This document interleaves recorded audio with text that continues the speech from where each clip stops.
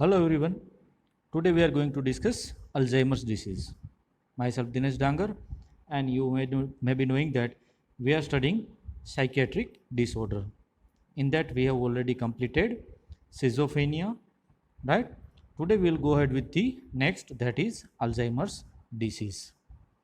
While considering to the Alzheimer's disease, it again comes under the neurodegenerative brain disorder, right?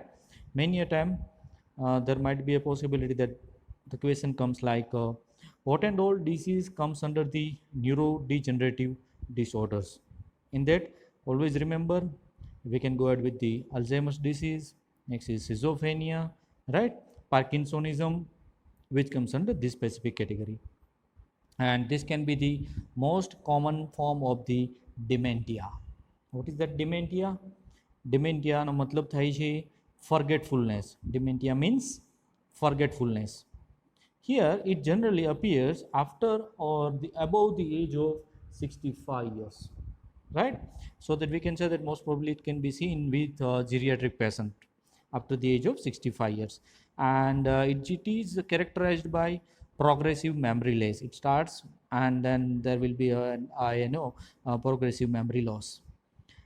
There will be a formation of those neurofibrillary tangles and the plaques that contains the beta amyloid cells. Actually that we will discuss and try to understand during the pathogenesis. Okay, while coming to the epidemiology, while considering epidemiology, there are almost 4 million or more cases are already registered in US, and while considering the death ratio, most probably 1 lakh patient die because of Alzheimer's disease each year, and this can be the fourth major leading cause of the death, and it is seen with the 65-year or older when generally symptoms can begin. Okay, while coming to the causes, one thing as I was stated earlier, the aging or the cellular aging. With increase in age, there are chances that dementia may occur and it further progresses to the Alzheimer's disease. It may happen that there might be any history of head injury, and there are certain risk factors for blood vessels disease such as the smoking. Next, hereditary obesity. There are certain chances that it may be because of the obesity, due to the high blood pressure and the high cholesterol level. Okay, so what are the signs and symptoms that includes Alzheimer's disease? While considering Alzheimer's disease, once in early stages, we can see like first thing, that is impairment of memory. In memory impairment can be seen, બરાબર એમની જે યાદ શક્તિ હોય છે એમની અંદર change આવતો હોય છે, તો એ ઘટતી હોય છે. Next is aphasia. It means the deterioration of the language function, બરાબર the way they used to talk or the language function જે છે એ ઓલ્ટર થતું હોય છે. એપ્રેક્સિયા જોવા મળે છે કે જે impaired motor function જોવા મળે છે. Impaired motor functions ની અંદર it may happen that their balance or the posture that it cannot be maintained by him or herself. And there might be agnosia. That means to remember the past or to remember anybody's name or name of the different objects, right? So three major signs in early stages that can be observed in Alzheimer's disease, that is aphasia, apraxia, and the agnosia. Remember these three: aphasia, that is deterioration of language function; apraxia, that is the impaired motor function; and agnosia, that is inability to recognize the name of objects. Next, there might be a swinging in mood, or we can see changes in mood, or mood may changes often. There will be a loss of spontaneity and the initiative, so that we can say that overall their routine activity may be or may get disturbed.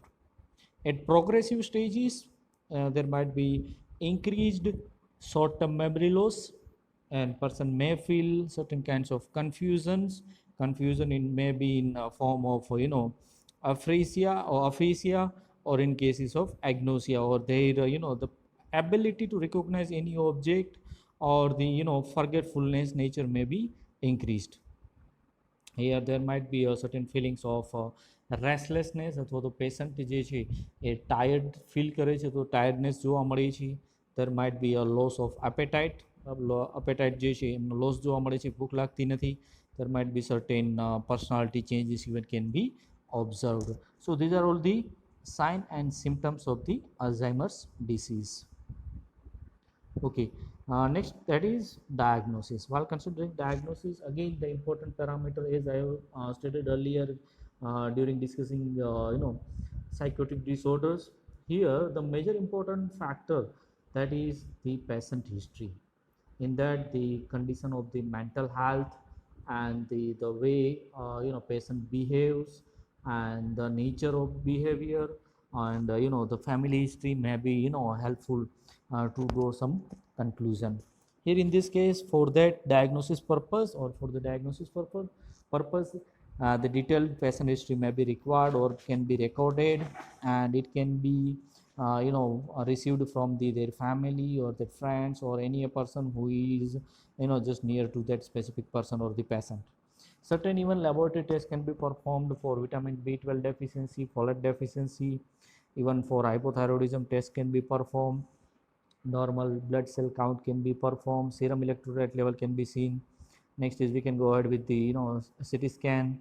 Next is go ahead with the PET, that is positron emission tomography, or the MRI scans can be performed. There is magnetic resonance imaging even can be performed. Here see these three, that is CT, PET and MRI, they are very advantageous, and it shows the presence of Alzheimer's disease very clearly. We will again next slides we will see that, right, the where exactly the changes may occur, and the major sites that may be under its influences are cerebral campus and the hippocampus, that is cerebral cortex. Okay, so currently the clinical diagnosis of Alzheimer's disease is based on the National Institute of Neurological Disorders and Stroke, that is NINCDS, and Alzheimer's Disease and Related Disorders Association, that is ADRDA criteria. Here, as the diagnostic criteria is based on the appearance of clinical symptoms, the time when Alzheimer's disease pathology has progressed sufficiently, they fail to detect subjects as preclinical stage. Here, the limitation, that is we cannot predict it out with in preclinical stages. So, if in many cases it may not be even reported, right? So, generally it can come to know that when it will be in a progressive stage, or at the last stage only, we can come to know that yes, person is suffering from Alzheimer's disease. Okay, as you can see here, what we have in left side we have a normal brain, in left side we have Alzheimer's brain. See, you can see, or the noted note down the differences between the normal brain and the Alzheimer's brain. And it is clearly pointed out here that in cases of normal brain, we can see that the healthy cerebral cortex layer can be seen. Whereas here in cases of Alzheimer, we can see that shrinkage, right? The shrinkage of the cerebral cortex, and we can see that some areas that may not have that presence of cerebral cortex, or it may undergo atrophy. The second stage, that is the ventricles. As we have studied during the second semester anatomy, there will be presence of those four ventricles. Out of it, we can see that the areas of third and fourth ventricle, right, or we can see that there will be certain severely enlarged ventricles can be seen, that cannot be seen, or the area under its specific region may be less in normal brain, whereas in the cases of Alzheimer's brain, it may undergo enlargement, and there certain kinds of cavities are formed, or that cavities can be seen here. And we can see that the extreme shrinkage of the hippocampus, the regions of hippocampus that can be seen or the noted down. The second thing, that is the PET images, that is positron emission tomography, and it is given in left side, that you can see that in normal we can see that in red and yellowish color it shows the presence of healthy cerebral cortex which covers entire brain, whereas in the cases of Alzheimer's, that area undergo reduction, or it is reduced, or due to the shrinkage, the availability of cerebral cortex is reduced, and we can see that bluish and the black color over there, right? So it shows or it confirms that person is suffering from Alzheimer's disease. બરાબર, બંને ઇમેજીસની અંદર તમે જોઈ શકો છો difference નોર્મલના કેસમાં અને અલ્ઝાઇમરના કેસમાં. નોર્મલના કેસની અંદર તમે જુઓ કમ્પ્લીટ બાઉન્ડ્રી અથવા તો પેક જે છે કમ્પ્લીટ એક રેડિયલ જે છે એ તમને જોવા અરેન્જમેન્ટ જે છે રેડિયલ અરેન્જમેન્ટ તમને એની અંદર જોવા મળે છે, જ્યારે અલ્ઝાઇમર્સમાં એવું નથી. ઇટ ઇઝ ફ્રેગમેન્ટેડ, બરાબર, તો તેમના ફ્રેગમેન્ટ જે છે એ તમને એમની અંદર જોવા મળે છે. ઇવન ટીએસ પણ આપેલો છે બ્રેઇનનો કે જ્યાં નોર્મલ જે છે એમની સામે તમે અલ્ઝાઇમરના જે છે પેશન્ટ્સ એમની અંદર જુઓ તો એ શ્રિંકેજ જોવા મળે છે. સપોઝ એવો કંઈક ક્વેશ્ચન આવે એ શ્રિંકેજ થવાના કારણે શું થશે, સેરેબ્રલ કોર્ટેક્સના રિજન્સ જે છે એમનું કન્સ્ટ્રક્શન અથવા તો ત્યાં એટ્રોફી થવાના કારણે અથવા તો જે તે નવ સેલ્સ જે છે એ ડેમેજ થવાના કારણે શું થશે, because cerebral cortex is responsible for the language processing, cognition ability and the memory. આ ત્રણેય માટે એ ઇમ્પોર્ટન્ટ છે. અને આ રિજન્સની અંદર શું જોવા મળે છે તો કે એટ્રોફી જોવા મળે છે અથવા તો એ જે તે એરિયા છે એમનું શ્રિંકેજ થયેલું છે. That directly affect the thesaural abilities of the patient, that is to memory or the language processing or the cognition ability. So that here we can see or we can clearly mention out the differences between the Alzheimer's brain and the normal healthy brain. Okay, while considering the pathogenesis in right side it is mentioned in diagram again. A, that is a normal brain. Next is B, in early stages, and in C we can see that the total or the severe shrinkage of the the cerebral cortex, as well as the enlargement of those ventricles and the shrinkage of the hippocampus that can be clearly noted down. Here the Alzheimer's disease is characterized by the loss of neurons and the synapses in the cerebral cortex and the certain regions of the subcortical regions, that is hippocampus. Here there will be a loss. What will be the net effect of this, right?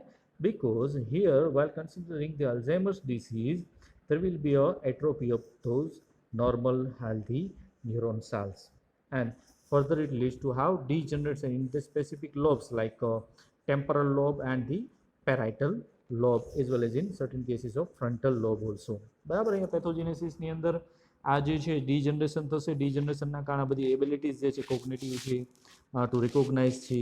Next is ability to memory and in many cases of again hippocampus એમની અંદર involve થયેલું હશે. તેમના કારણે આ બધા features જે છે અથવા આ બધા જે પેરામીટર્સ જે છે એમની અંદર શું થશે તો કે એમની અંદર ચેન્જ જોવા મળતો હોય છે. Okay, here while considering the pathogenesis we have two major components, that is one is those tangles and next is the plaques. So here while considering the pathological hallmarks of Alzheimer's disease it includes two. First is that is AB plaques, that is beta amyloid plaques, and you can see here in brown color. આ જે ન્યુરોન્સની સરાઉન્ડિંગ્સની અંદર જે તમને brown કલરના જે જોવા મળે છે એ શું છે તો કે બેટા અમાયલોઇડ પ્લેક્યુસ છે. એકચ્યુઅલી એક્સ્ટ્રાસેલ્યુલર ડિપોઝિશન છે બીટા અમાયલોઇડ પ્લેક્યુસનું. એમની સાથે પ્લેક્યુસની સાથે જે 9 સેલ છે એમની અંદર જે ટો પ્રોટીન્સ જે છે દેટ ઇઝ TAU, તો ટો પ્રોટીન્સ અથવા તમે એને કહી શકો ઇન્ટ્રા ન્યુરોનલ ન્યુરોફિબ્રિલેટરી ટેંગલ્સ, એ જે છે ટેંગલ્સ પણ તમને અહીંયા જોવા મળશે. તો અહીંયા બે ફીચર યાદ રાખજો ખાસ, ટેંગલ્સ એન્ડ ધી પ્લેક્યુસ. આ બંનેની પ્રેઝન્સ જોવા મળતી હોય છે. એમના કારણે શું થશે તો કે there will be a loss of cortical cholinergic neurons in Alzheimer's disease, probably account for memory impairment. એના કારણે જે cholinergic activities જે છે એ લોસ થશે and they are responsible or they are ultimately responsible for the memory impairment. એમના કારણે એમની યાદશક્તિ જે છે એ ખોરવાતી હોય છે. Okay, here it is described in detail. See, while considering membrane, left side upper image, what we have a nervous system. In that neuron has got membrane, and that membrane has got certain proteins, that is what the beta amyloid proteins. It will be present in cell membrane. Now what will happen due to the amyloid plaques or the degradation of it? See, further આ જે membrane જે છે એમની અંદર જે beta અમાયલોઇડ્સ જે present છે એમના મેમ્બ્રેનની અંદર અથવા તો સેલ મેમ્બ્રેનની અંદર, તો એમના કેસની અંદર એમની સાથે શું બાઇન્ડ થતું હોય છે તો કે APP, that is what amyloid precursor proteins. આ અમાયલોઇડ પ્રિકર્સર પ્રોટીન્સ જે છે એ આ બીટા અમાયલોઇડની સાથે બાઇન્ડ થતા હોય છે. હવે તમે જોઈ શકો છો that green color one, right, or light green color one. That that is what a kinds of the presence of those beta amyloid plaques. એ જે બીટા amyloid plaques જે છે એ ત્યાં મેમ્બ્રેનની અંદર ઇમ્બેબ થયેલા જોવા મળે છે. Now what will happen? Now due to the presence of certain enzymes, right, certain enzymes, that is alpha and beta sequestrin, right, આ જે બંને enzymes જે છે એ બંને સિક્રેટિન્સ, રાઈટ, આ જે બંને એન્ઝાઇમ્સ છે આલ્ફા અને બીટા, એ શું કરશે તો કે આ જે બીટા અમાઇલોઇડ્સ જે છે કે જેમની સાથે અબોવ સાઇડની અંદર અથવા તો એક્સ્ટ્રા સેલ્યુલર કમ્પાર્ટમેન્ટની અંદર શું પ્રેઝન્ટ છે તો કે એ ત્યાં રિપ્રેઝન્ટ કરે છે APP molecule. What is APP molecule? એ શું છે એપીપી મોલેક્યુલ? તો કે અમાઇલોઇડ પ્રિકર્સર પ્રોટીન એની સાથે બાઇન્ડ થતું હોય છે, અને અંદરની બાજુ પણ એ શું હશે તો કે અધર કમ્પોનન્ટ સાથે એ બાઇન્ડ થયેલા જોવા મળતા હોય છે. તો એ શું કરશે અહીંયા તો કે જે સિક્રેટેઝિસ અથવા તો જે સિક્રેટેજ કોમ્પ્લેક્સ જે છે એની અંદર બે આલ્ફા એન્ડ ધી ગેમા, એ જે આલ્ફા જે છે એ શું કરશે તો કે અબોવ સાઇડ એટલે કે એક્સ્ટ્રા સેલ્યુલર કમ્પાર્ટમેન્ટની અંદર જે રીજન આવેલા છે વિથ બીટા અમાઇલોઇડ પ્લેક્યુઝ અથવા તો બીટા અમાઇલોઇડ જે પ્લેક્યુઝ જે છે એમનો અબોવ સાઇડ જે છે એમને કટ કરશે, અને ગેમા જે છે એ ઇનર સાઇડથી એમને કટ કરશે. એમના કારણે શું થશે તો કે આ બધા પ્લેક્યુઝ જે છે એમાંથી રિલીઝ થશે, સેલ મેમ્બ્રેનમાંથી રિલીઝ થઈને ક્યાં આવશે તો કે ઇન ધેર સરાઉન્ડિંગ્સ, એટલે કે ન્યુરોનની આજુબાજુના જે રિજન્સ જે છે એમની અંદર એ ત્યાં ગેધર થતા હોય છે. તો એમના કારણે જે આપણે પ્રીવિયસ ઇમેજીસની અંદર જોયું કે જ્યાં બીટા અમાઇલોઇડના પ્લેક્યુ જોવા મળે છે, that is the reason behind the accumulation of beta amyloid plaque, and the major role goes to those alpha and the gamma secretase complexes or the secretase enzymes. Okay, so that is all about the pathogenesis of it. See, remember these two proteins, beta amyloid plaques or the beta amyloid proteins, and next one that is tau proteins, right? આ બંનેનો જે છે એ major rules આની અંદર રહેલું છે, that is in pathogenesis of Alzheimer's disease. એ જેમ જેમ પ્રોસેસ કેરી આઉટ થશે અથવા તો ફર્ધર કેરી થશે એમના કારણે શું થશે તો કે it further leads two how a degradation of more and more nerve fibres. એમના કારણે વધારે ને વધારે નર્વ ફાઇબર્સ જે છે એ ત્યાંથી રિલીઝ થતા હોય છે, તો વધારે ને વધારે ત્યાંથી નર્વ ફાઇબર્સ જે છે એમનું બ્રેકડાઉન જે છે એ થતું હોય છે. તો આ બ્રેકડાઉન માટે રિસ્પોન્સિબલ કોણ છે તો કે ટો પ્રોટીન્સ એન્ડ ધી બીટા અમાઇલોઇડ પ્લેક્યુઝ. એ જે બંને જે છે રાઈટ, ખાસ કરીને બીટા અમાઇલોઇડ જે પ્લેક્યુઝ જે છે એમને કોણ બ્રેક કરે છે આપણે અહીંયા હમણાં જ વાત કરી, બરાબર, that is what the alpha and the gamma secretase complexes. એ ત્યાંથી ફર્ધર જે છે એ રિમૂવ થવાના કારણે આ જે બીટા અમાઇલોઇડ પ્લેક્યુઝ જે છે એ સરાઉન્ડિંગ્સને અંદર જે આપણે પ્રીવિયસ ડાયાગ્રામ સી હિયર, આ જે અમાઇલોઇડ પ્લેક્યુઝ જે તમને જોવા મળે છે that is all because of those enzymes, and again there will be a formation of those tau proteins or the gathering of those tau proteins કે જેને આપણે કહીએ છીએ ઇન્ટ્રાન્યુરોનલ ન્યુરોફિબ્રિલરી ટેંગલ્સ, બરાબર. તો અહીંયા બે યાદ રાખજો, એમસીક્યુના કેસમાં તમે યાદ રાખી શકો, like tau proteins and the beta amyloid plaques are involved in which disease? That is in Alzheimer's disease. Okay, while coming to the treatment, what kinds of treatment we can go ahead with? In cases of allopathic medicines or the medicaments, it involves the cholinesterase inhibitors like donepezil, galantamine and the tacrine.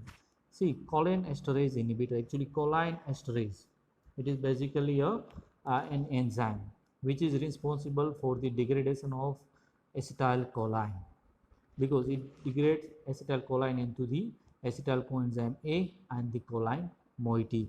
So here, as we have discussed earlier, that there will be a loss of cholinergic neurons or the cholinergic function, and due to the loss of cholinergic functions there will be reduced availability of acetylcholine. So in these cases that we can use certain cholinesterase inhibitors which may not allow to degrade the already released those acetylcholine molecules at the postsynaptic membrane or the at the junction of the synapse. So for that we can use donepezil, next is the galantamine and the tacrine. Next is HMG-CoA reductase inhibitor. HMG-CoA reductase inhibitors, these drugs are used in cases of obesity, that is HMG-CoA reductase inhibitors. In that, the examples are simvastatin, atorvastatin, and the lovastatin. Remember, simvastatin, next is atorvastatin and the lovastatin. Statin family જે સ્ટેટિન ફેમિલીની અંદર આવે છે that is HMG-CoA reductase inhibitors. HMG-CoA actually શું છે, enzyme છે, right. તો એમના માટેના જે રિડક્ટેઝ એમના જે રિડક્ટેઝ જે છે એમના ઇનિબિટર્સ યુઝ કરવામાં આવે છે. Next, we can go ahead with the certain non-statin hypolipidemics like Probocol, and we can go ahead with the N-methyl D-aspartate receptor antagonist, NMDA receptor antagonist. So it is about allopathic treatment. In cases of Ayurvedic treatment, we can go ahead with the Brahmi Vati. Next is even Sankhpushpi can be used, Jatamansi, and the Badam. See, these are all components, almond, right, Badam. Here, these are all components which are they are believed to improve the nerve system, or the it can improvise the memory function, the recognition ability, that is what recognition ability, right, and it can improve the functioning of the overall nervous system. So that is the basic intention behind using Brahmi. Next is Sankhpushpi. Even nowadays you can see there are many formulations are available within the market, right, which improves the memory, like Sankhpushpi and the Zetamansi. Even Badam can be used, right, for the treatment of, or to improvise the memory concept or the memory. So this is the Ayurvedic treatment for the Alzheimer's disease. So what we have discussed till now, we have discussed about Alzheimer's disease, that we have started with the introduction of it. In cases of Alzheimer's disease, again kind of neurodegenerative disorder, બરાબર, neurodegenerative disorder છે, ન્યુરોનનું degeneration જોવા મળે છે. Again, generally it can be seen with more than 65 years of the age. After 65 years it starts development, and in many cases even it can be seen, or while going with the its pathogenesis, we can see that there will be a formation of those beta plaques, that is beta amyloid plaques can be seen. Even there will be ability of tau protein inside the neurons, and for that those alpha secretase and the gamma secretase may have a major role in the development of pathogenesis of Alzheimer's disease. And we have allopathic treatment as well as the Ayurvedic treatment. So this is all about Alzheimer's disease. And the last thing, there is no cure for Alzheimer's disease. Thank you very much.